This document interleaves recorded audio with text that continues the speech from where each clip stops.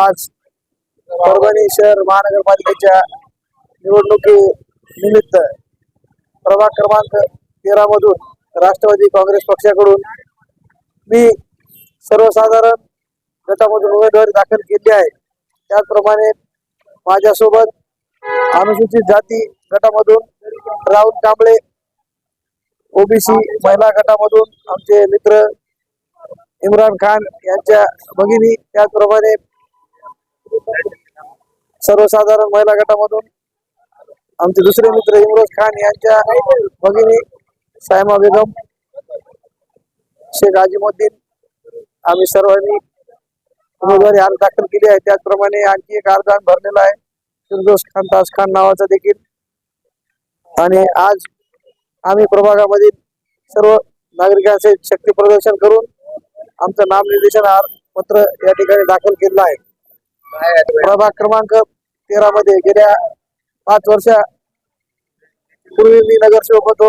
माझ्याच्यानं जेवढी शक्य होतील तेवढी कामं मी केलेली आहेत।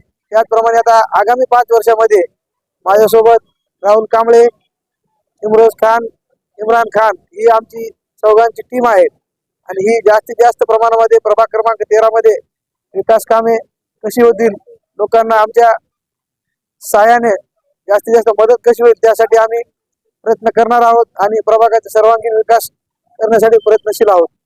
मतदारांना माझे एकच आव्हान आहे, कोणत्याही भूलथापांना तुम्ही बळी पडू नका आणि आमच्या राष्ट्रवादी काँग्रेस पक्षाच्या पाठीमागे राहा। आमची निवडणूक निशाणी आहे घड्याळ।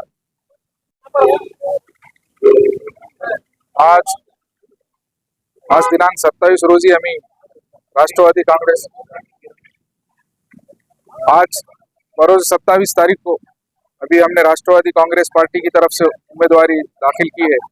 हमारे साथ दबंग नगर सेवक काम करने वाले विकास लंगोटे साहब, राहुल कांबळे साहब और हमारे इमरोज भाई और मैं खुद, मेरी बहन, हम 4 लोगों ने आज राष्ट्रवादी कांग्रेस पार्टी की तरफ से उम्मीदवारी दाखिल की है।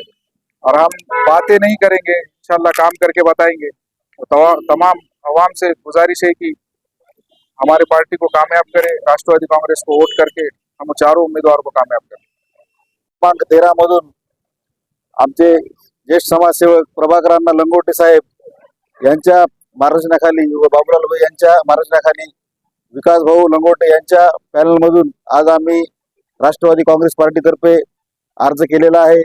आमची तुम्हाला एकच विनंती आहे की आमचे जे पॅनल आहे विकासाचं ध्येय धोरण घेऊन चालणार पॅनल आहे।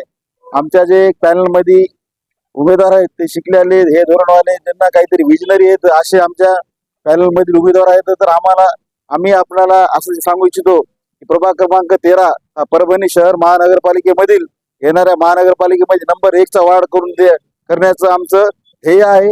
त्यामध्ये सगळ्या सुखसुविधा देऊन लोकांच्या आरोग्याच्या समस्या असतील किंवा इतर कोणत्या समस्या असतील त्या आम्ही सोडवण्यासाठी 24 तास आम्ही अहोरात्र काम करणार आहोत।